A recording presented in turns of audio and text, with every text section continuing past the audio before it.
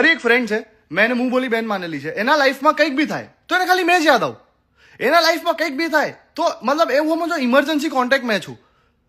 એને મારી સાથે એવું બિહેવ કરે છે કે જેમ કે એના પપ્પાએ મને 2-4 લાખ આપ્યા હોય એની લાઈફની પ્રોબ્લેમ સોલ્વ કરવા માટે. એના પપ્પા મને 20% એના જાયદાદની વેલ્યુએશનના પૈસા આપવાના હોય એવી રીતે મારથી રહે છે. કઈ બી થાય ફેલ થવાની છે. અરે યાર આ જોને મને સમજ નથી પડતી. પપ્પા આવું કરે છે મને કંઈ ખબર નથી પડતી. Like what? અને કંઈક બી થાય મતલબ જો એના પછી કેવું થશે કે like she is into a trouble, she has everyone around her, but એ મને મેસેજ કરશે.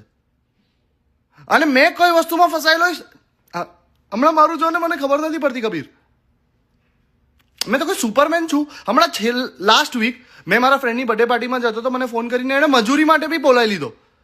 મને કહે છે કે મેં અહીંયા જ્યાં જોબ કરું છું ને ત્યાં બહુ મોટા મોટા સામાન અહીંયાથી ત્યાં ખસેડવાના છે તો $20 પર આવર આપશે તમારા લોકોને, તો તમે આવી જાઓ ને મજૂરી અહીંયા જરાક ઉચકીને મૂકી દેજો ને સાઈડમાં, કરી આપશે તું. છેવટે એણે મજૂર બી ગણી લીધો મને. આવી રીતના ફોન નહીં કરવાનો, કોઈને હેરાન નહીં કરવાનો.